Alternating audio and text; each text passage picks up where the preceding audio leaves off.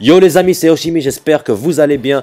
Bienvenue sur cette nouvelle vidéo One Piece qui va porter sur le chapitre 864. Avant de commencer, je tenais à vous dire que cette vidéo est un peu freestyle, donc il n'y aura pas beaucoup de montage. Elle sera un peu faite à la freestyle, j'ai rien préparé du tout. Donc n'attendez pas quelque chose de grandiose ou un truc comme d'habitude, ça sera un petit peu en dessous parce que voilà, j'avais envie de faire une vidéo mais j'ai pas forcément le temps de faire du montage, etc. Donc je vous la fais quand même. Et avant de commencer, en fait, je voulais avoir votre avis dans les commentaires. Je pense que j'aimerais bien commencer à faire des vidéos sur d'autres mangas. L'attaque des titans, Boku no Hero, Boruto, etc. sur cette chaîne. Mais je voudrais avoir votre avis. Est-ce que ça vous intéresserait que je fasse des vidéos sur d'autres mangas? Si c'est le cas, tapez 1. Et à côté, éventuellement, les mangas dont vous voudriez que je parle. Si ça vous intéresse pas énormément, tapez 2. Mais sachez que c'est un moyen pour moi d'être plus actif. Et quand il n'y a pas de vidéo One Piece, de mettre d'autres vidéos et de parler d'autres choses tout en restant actif avec le style que vous me connaissez. Sinon, c'est ce que j'avais à vous demander. N'hésitez pas donc à mettre 1 ou 2 dans les commentaires avec éventuellement les mangas que vous voudriez voir. Et ça part de là mon post. Intro.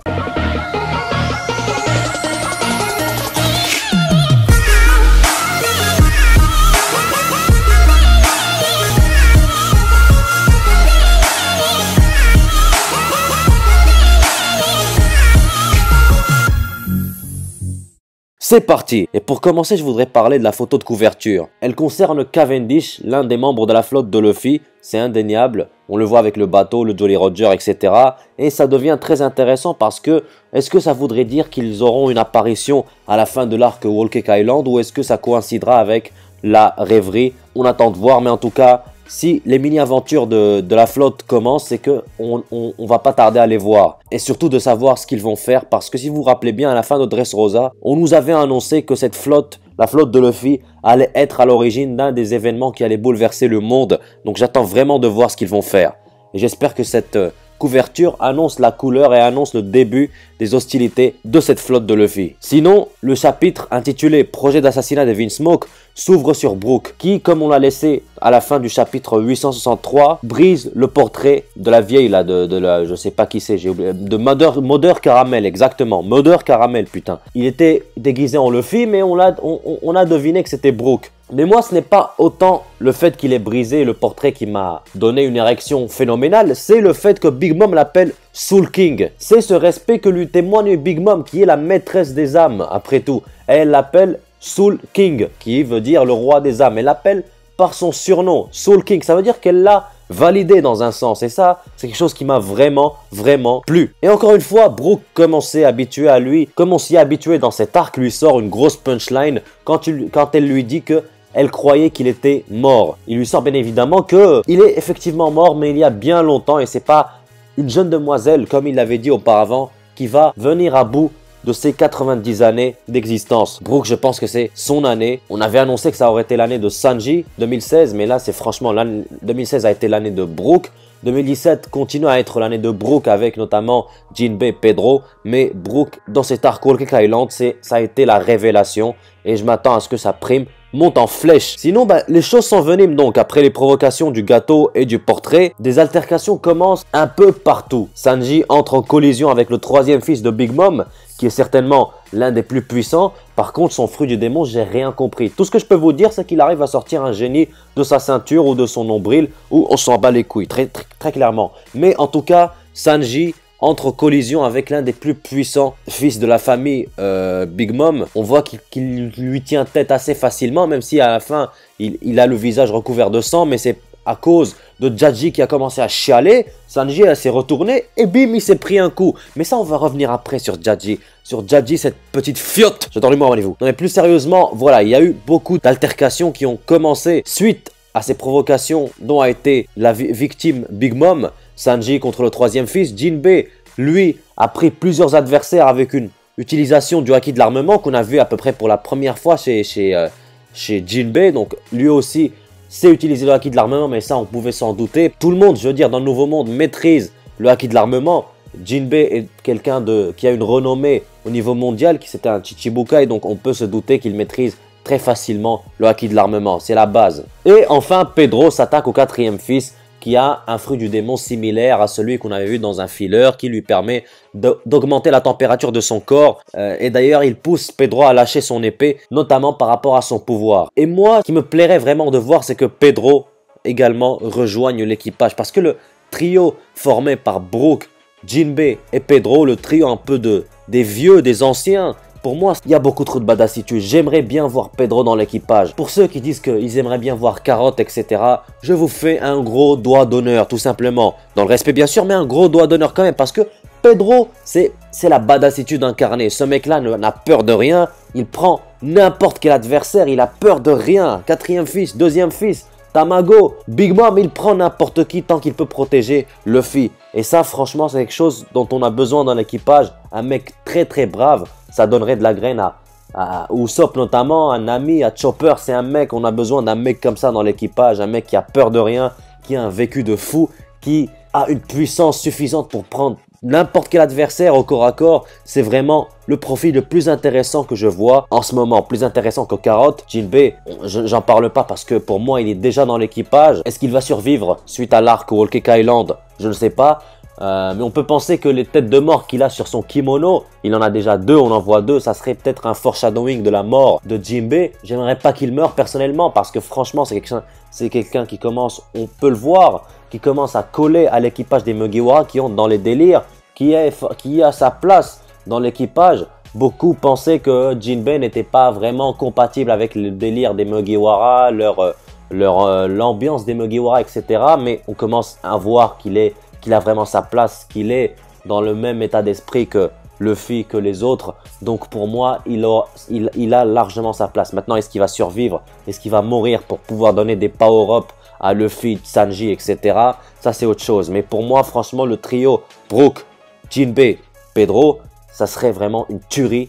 Ça serait un peu le parallèle entre le trio des jeunes très très puissants que sont Luffy, Zoro et Sanji, et le trio des anciens un peu expérimentés et bien posés dans leur tête que seraient Brook, Jinbei et Pedro. Ça serait vraiment magnifique. Sinon, pendant ce temps-là, parce qu'il faut le rappeler, mais ce chapitre, il dure quelques secondes, voire quelques minutes simplement.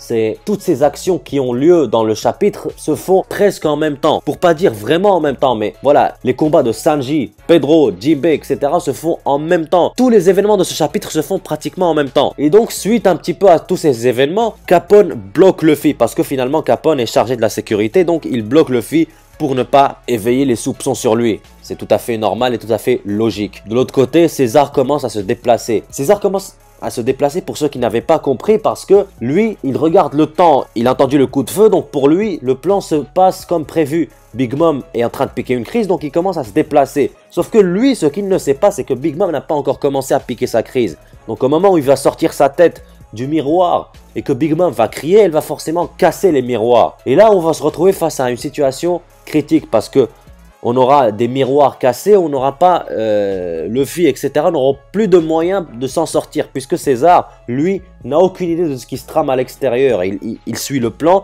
il a entendu le coup de feu, donc forcément il commence à agir selon le plan. Sauf que, comme je l'ai dit, Big Mom va forcément, après avoir relâché son Haki des rois, briser tous les miroirs, etc. Et forcément, César, vu qu'il applique le plan à la lettre, bah, il sera déjà à l'extérieur et ils n'auront plus d'issue pour sortir de la cérémonie. Donc ça les mettrait dos au mur et ça pourrait compromettre le plan carrément. Et ça c'est à suivre par rapport à César, c'est à suivre. Et d'ailleurs ceux qui disent que César pourrait rejoindre l'équipage, je pense pas encore une fois parce que je pense que César a vraiment trouvé sa place avec Capone, mais c'est pas le sujet. Sinon au milieu de tout ça, finalement Judge Vinsmoke, le père de Sanji, comprend que l'objectif de Big Mom était de les tuer, lui et sa famille, et c'est alors qu'il commence à crier à l'aide et à chialer. Il chiale bordel à fion. Judge chiale. Le Vinsmoke, la famille d'assassins, des légendes, l'armée des démons, etc., etc. Il commence à chialer, bordel, la merde. Mais qu'est-ce qu'il me raconte? Mais qu'est-ce qu'il nous fait, lui? Il commence à chialer, bordel. Je sais pas quoi vous dire, moi. Je sais pas quoi vous dire. J'ai envie de dire déjà bras d'honneur, mais pas que doigt d'honneur. Bras d'honneur à tous ceux qui disaient que Judge cache encore un gros potentiel. J'avais fait une vidéo il y a un certain temps, depuis le début de l'arc Whole Cake Island, où on avait vu pour la première fois Judge. J'avais dit que ce personnage était une déception, était mal fait de la part de Oda. Ça avait l'air d'un mec assez banal. il correspondait pas forcément à l'assassin le plus puissant au monde, la famille d'assassins la plus réputée au monde. Et ça s'est avéré dans le dernier chapitre 864. Un assassin, ça chiale pas comme ça, mon frère, mais t'es malade ou quoi? Il commence à chialer comme une tapette, bordel, mais qu'est-ce qu'il nous fait? Un assassin, ça chiale pas comme ça. Et vu comment il chiale, c'est déjà qu'il a peur, il voit son rêve s'écrouler, et surtout qu'il n'a pas confiance en ses capacités. Il sait qu'il va pas s'en sortir, le con. Donc il n'a pas de potentiel caché. Et ce qui me peine le plus, c'est que je pense que Sanji est plus fort que Judge. Je pense que Judge, lors de son combat contre Sanji, c'était vraiment sa puissance maximale. Et que s'il a recouru à un des clones pour maîtriser Sanji, c'est que vraiment, il ne pouvait pas faire autrement. C'est vraiment son potentiel maximal. C'est ça qui me fait chier, moi. C'est de savoir que le père de Sanji, l'une des familles les plus renommées avec la réputation l'une des réputations les plus sales du Nouveau Monde, les plus sales de North Blue, les plus sales de ce que vous voulez, des assassins de renommée mondiale, tout ce que vous voulez, soit une petite merde, avec un niveau inférieur à un pirate qui n'a pas encore la renommée d'un... Parce que finalement, même Luffy, ils n'ont pas encore la renommée d'un Yonko. Donc Judge n'a même pas le niveau d'un Sanji. Ça me fait chier. Après, on a les frères Vinsmoke à côté, les Ichiji, les Niji, et tout ça. Et ils gardent leur sang-froid, mais c'est pas, ils le font pas exprès. C'est juste qu'ils ont plus d'émotion. J'espère qu'ils cachent encore, surtout Ichiji cache encore un certain niveau, que Ichiji et que Niji ont une puissance supérieure à celle de leur père et qu'ils ont une puissance cachée. J'espère qu'ils ont une certaine puissance, qu'ils ont une puissance d'un Sweet Commander ou un truc comme ça. Parce que là, ça peut pas se passer comme ça. Là, mon gars, ça peut pas se passer comme ça. Là, j'ai envie de monter au Japon, de détruire le Japon carrément, pas que Oda. Parce que là, ce qu'il nous fait là, il nous ramène quelque chose qui nous présente comme les meilleurs assassins du monde. Les mecs se font maîtriser par Perospero en 2-2. Ils se font maîtriser par Perospero. Et Ichiji dit, on va se faire tuer dans le plus grand des calmes. Dans le plus grand des calmes, bordel. Je suis désolé, je m'énerve un petit peu, mais c'est le caca, quoi. C'est le caca. Il n'y a pas d'autre terme à utiliser. Mais bon, après, suite aux pleurs de cette tapette de Jaji, Perospero arrive et lui sort une punchline. Je sais pas pour vous, mais moi, j'ai plus l'impression d'être dans One Piece. Les derniers chapitres, c'est plus One Piece, c'est Rap Contenders. Il n'y a que des punchlines, bordel. Perospero vient et lui balance une punchline pour bien le terminer, ce bâtard. Mais, tu vois, il était debout, avec sa punchline, il l'a remis à sa place. Il s'est assis correctement. Il lui a dit que personne ne se soucie des cris de la vache lorsqu'on a le steak dans l'assiette. Un truc comme ça, quoi. Et ça, pour moi, c'est genre, Jaji, t'as beau pleurer, on va finalement te bouffer, on va te tuer, on va te massacrer pour pouvoir s'emparer de ta technologie. Et ça veut dire que t'as beau pleurer, t'as beau crier, t'as beau demander à l'aide, personne va venir te sauver. Là, tu es en train de perdre ton temps. On va finir par te massacrer ta mère, par te briser ta mère. Et là, tu vas rien comprendre. On s'en bat les couilles de ce que tu dis là. Tout ce qu'on veut, c'est prendre tes clones, prendre ta technologie. Et après, le reste, on en a rien à foutre. Tu peux pleurer, tu peux crier. Big Mom, elle est dans un état second. Tant on en a rien à foutre de ta gueule. Bon, c'est une belle punchline. Mais ça montre encore une fois que le Judge, c'est vraiment en plus d'être un faiblard, c'est un con. Parce que s'il n'a pas compris ça de lui-même, si encore il pense que Big Mom pourrait l'écouter et l'épargner, ce bâtard.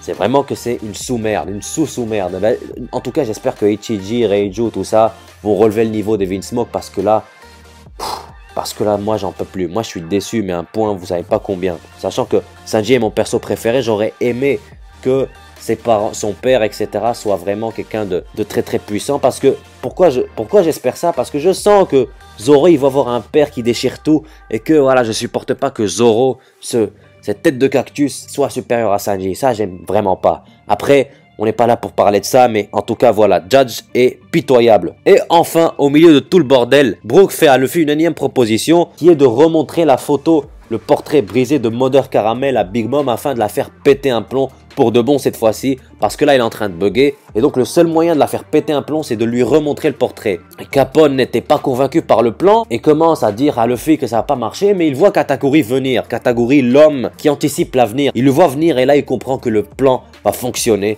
Donc, qu'est-ce qu'il fait, Capone? Il se dresse face à Katakuri pour protéger Luffy et demande à Jinbei et Pedro de l'aider afin que Luffy puisse réussir sa mini-mission coûte que coûte. et bien sûr, Jinbei et Pedro surtout. Pedro répondent présent dans le plus grand des calmes. Encore une fois. Mais moi, ce qui m'a vraiment plu, c'est la fin de ce chapitre qui se termine une énième fois par une punchline redoutable de Capone qui dit droit dans les yeux à Kataguri que peut-être qu'il a le pouvoir d'anticiper le futur et de lire le futur, mais que lui, comme tout le monde, a le pouvoir de le changer. Si ça, c'est pas du manga, si ça, c'est pas de la fin de chapitre, bordel, moi, je comprends rien du tout. Mais là, c'était vraiment énorme. Capone, moi, je l'aimais déjà. Je pense l'avoir déjà dit dans mes précédentes reviews, mes précédentes vidéos. Capone, moi, je le trouve très badass. C'est un mec vraiment... Lui, par contre, c'est vraiment l'assassin, le parrain de mafia type avec le sang-froid, avec les couilles qu'il pose quand il faut les poser, qu'il porte quand il faut les porter. Et là, avec la punchline au moment où il faut, avec le sourire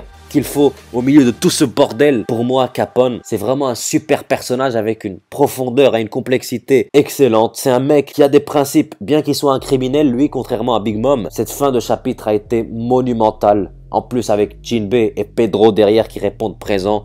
Pour moi, c'était un kiff total. J'ai eu une énième érection, comme vous le savez, comme vous vous en doutiez. Voilà, pour moi, Capone, je ne sais pas s'il va pouvoir arrêter Katakuri ou pas. Mais en tout cas, ne serait-ce que pour cette fin de chapitre, j'ai envie d'applaudir, j'ai envie de dire bravo. En tout cas les amis, j'espère que cette vidéo vous aura plu. N'hésitez pas à laisser des pouces bleus, plein de pouces bleus, 1000 pouces bleus, on s'en bat les couilles. À laisser des commentaires comme je vous l'ai dit, si vous voulez voir d'autres vidéos sur d'autres mangas ou pas. Et éventuellement sur les mangas que vous voulez voir. À vous abonner si ce n'est pas encore fait. Et un follow sur Twitter, c'est très important. Sur ce, je vous remercie pour votre attention et vous dis à très bientôt. Ciao!